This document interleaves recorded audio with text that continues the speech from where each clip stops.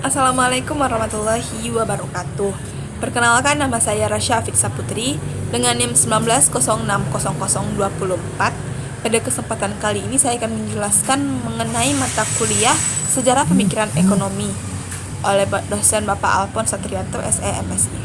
Pada pertemuan 10 ini saya akan menjelaskan mengenai aliran sejarah atau historis. Baiklah, dengan berhasilnya tokoh-tokoh neoklasik dalam menentukan serangan pemikiran sosialis atau marxisme, bendera sistem liberal atau kapitalis kembali berkibar. Walaupun pakar sistem neoklasik berhasil mematahkan serangan kaum sosialis, tidak berarti sistem ini dianut semua negara di bagian Eropa. Waktu bersamaan, di Jerman berkembangnya aliran ini dianut pemikiran ekonomi yang disebut dengan aliran sejarah atau historis. Pola pemikiran aliran sejarah didasarkan pada perspektif sejarah. Kerangka dasar teoritis berikut pola pendekatan yang digunakan oleh aliran sejarah dalam memecahkan masalah ekonomi sangat berbeda dan terpisah dari aliran utama atau mainstream yang berawal dari kaum klasik. Nah, pembahasan pertama saya akan menjelaskan mengenai serangan terhadap metode klasik. Pemikiran klasik secara eksplisit mengakui manusia pada hakikatnya bersifat serakah, atau ini terdapat pada paham hedonisme. Kemudian dikembangkan menjadi paham utilitarianisme.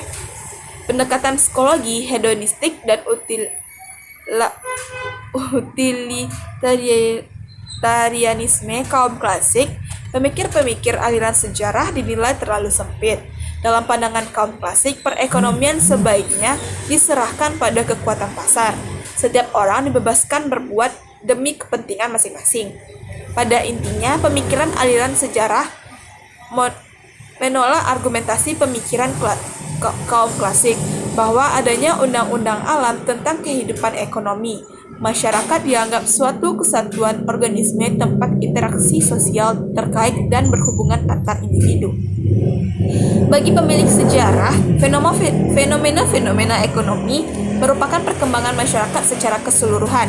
Sebagai hasil perjanjian sejarah, pemikiran aliran sejarah tidak setuju dengan anggapan kaum klasik dan neoklasik bahwa prinsip ekonomi berlaku secara universal. Keadaan ini disebabkan oleh adanya prinsip ekonomi yang dipengaruhi oleh istiadat, tradisi, agama, nilai, dan norma yang di lingkungan setempat. Materi kedua ialah kita akan mengenai tokoh-tokoh aliran sejarah.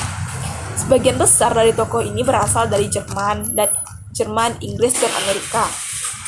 Dalam bukunya, jelas tidak semua tokoh berikut mengungkapkan pandangan mereka, melainkan ada hanya beberapa yang dapat mengungkapkannya. Yang pertama, Friedrich List. Dari tahun 1789 sampai 1846. Memperoleh pendidikan di Jerman. Ia pernah mengajar di negara tersebut, tetapi idenya memaksanya untuk pindah ke Amerika Serikat. Menurutnya, perdagangan bebas sebagaimana dianjurkan kaum klasik hanya cocok bagi negara-negara yang sudah berada tahap sejarah tersebut. Tetapi perdagangan bebas untuk keadaan Jerman saat itu, untuk memajukan perekonomian Jerman, ia menyarankan agar pemerintah menyusun berbagai kegiatan ekonomi sebagai dasar kegiatan produktif dan kemampuan nasional. Nah, yang kedua ialah tokohnya Bruno Hildebrand pada tahun 1812 sampai 1878. Ia aktif dalam penelitian dan penulisan karya ilmiah. Dalam melakukan penelaahan dan penelitian ekonomi, ia menekankan perlunya mempelajari sejarah. Artinya, penelitian ekonomi harus didukung oleh data statistik empiris yang dikumpulkan dalam penelitian sejarah ekonomi. Ia sering menekankan pentingnya evolusi yang dalam perekonomian masyarakat. Kelompok-kelompok masyarakat dapat dibedakan menjadi atas tingkatan-tingkatan. Yang pertama, tukar-menukar secara in natural atau barter, tukar-menukar dengan perantaraan uang, dan tukar-menukar dengan menukarkan kredit. Baiklah, sedangkan Tokoh yang ketiga ialah Gustav von Klemmer pada tahun 1839 dan 1907 sampai 1917. Ia terkenal karena ia terlibat dalam perdebatan sengit dengan pakar-pakar klasik, terutama dengan Karl Menger. Ia dianggap sebagai pemikir aliran sejarah yang paling gigih menyarankan agar metode deduktif klasik ditukar dengan metode induktif empiris seperti pakar aliran sejarah lainnya. Ia menekankan perlunya ketelenturan dalam perekonomian dan memberi ruang pada pemerintahan untuk memperbaiki keadaan ekonomi. Untuk mencapai tujuan Schumpeter dan rekan-rekannya, ia mendirikan sebuah forum untuk menghimpun pemikiran-pemikiran untuk menghadapi berbagai masalah-masalah ekonomi dan sosial. Tokoh selanjutnya ialah Werner Sembart pada tahun 1863 sampai 1941. Salah satu hasil penelitiannya yang sering dikutip ialah penelitian tentang tahap-tahap perkembangan kapitalisme. Dari hasil itu, ia mengatakan pertumbuhan masyarakat kapitalis sangat erat dengan pertumbuhan masyarakat. Pada tingkat prakapitalisme, kehidupan ekonomi masih bersifat komunal. Struktur sosial masih berat ke pertanian. Kebutuhan manusia masih kurang. Uang belum dikenal. Motif laba maksimum belum nampak dan belum nampaknya uang dan produksi hanya dianjurkan untuk diri sendiri. Dalam tingkat kapitalisme menengah, kehidupan ekonomi mulai memperhatikan ciri-ciri individualistis. Struktur pertanian, industri mulai berkembang dan masyarakat mulai mengenal uang, tetapi juga ditujukan untuk pasar.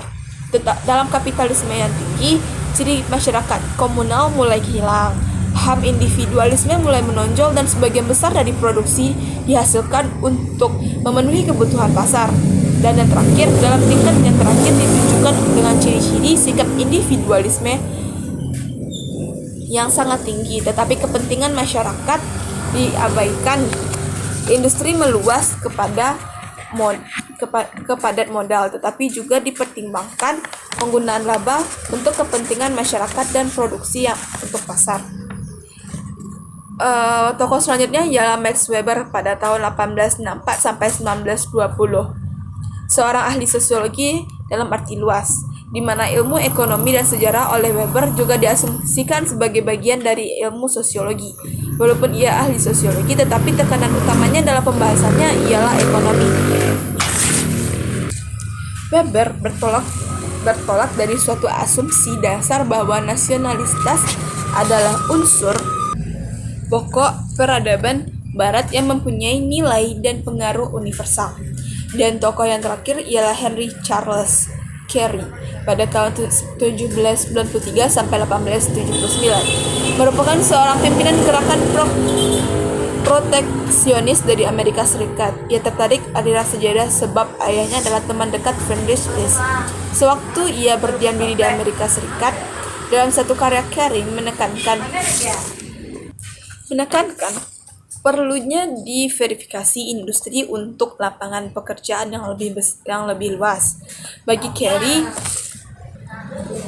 hanya bangsa bodoh saja yang secara berkelanjutan mengekspor barang-barang mentah dan menerima imbal tukar produk dan lain dalam jumlah sedikit. Tindakan seperti ini hanya menyebabkan semakin berkurangnya kesuburan tanah dan semakin melemahnya posisi negara dibanding negara yang maju semakin pesat. Nah, hanya sekianlah pemaparan materi pada pertemuan 10 ini. Menurut saya, apabila ada kekurangan, mohon dimaafkan. Wabillahi taufiq wal hidayah. Wassalamualaikum warahmatullahi wabarakatuh.